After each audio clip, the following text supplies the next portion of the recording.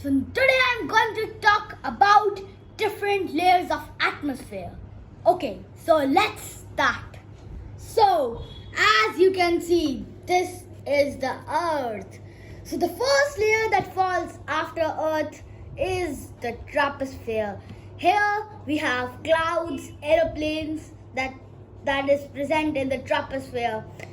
Aeroplanes fly on the troposphere, at the top of the troposphere, and at the low of the stratosphere that I am going to tell you that is the next of this layer.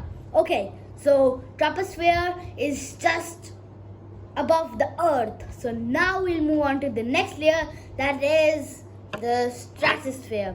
It has the ozone layer that protects us from sun's UV rays, and here there, as you can see, there is a balloon. Now you must be thinking that it is a weather balloon. That's not right. It is actually the weather balloon. Hot air balloon flies like where aeroplane flies, like that. It stays on the troposphere, not at the stratosphere. That's a weather balloon that predicts weathers. Now we'll move on to the next layer, that is the mesosphere. Now what does it contain? It contains meteorites that fly from outer space and come, and mesosphere is the coldest layer of these all 5 layers, and here the meteorites come and burn into pieces. Now we'll move on to the next layer, that is the thermosphere. As you can see, it is present after the mesosphere. Now, what this thermosphere contains? It contains the rockets that we fly up and the auroras. That is a very beautiful thing, auroras. And then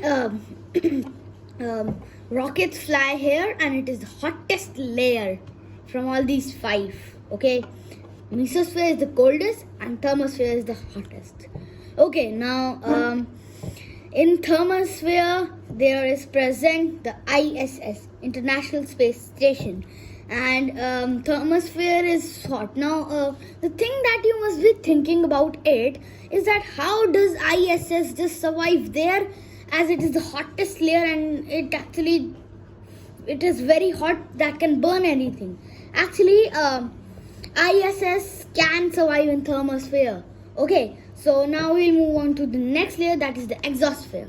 Now exosphere is just the layer after thermosphere and contains the space. Okay, the thing that I want to tell you about thermosphere, it has the carbon line, meaning from where the space starts. Actually it is the division line. Like the axis is the imaginary line, it is also an imaginary line from which the space starts.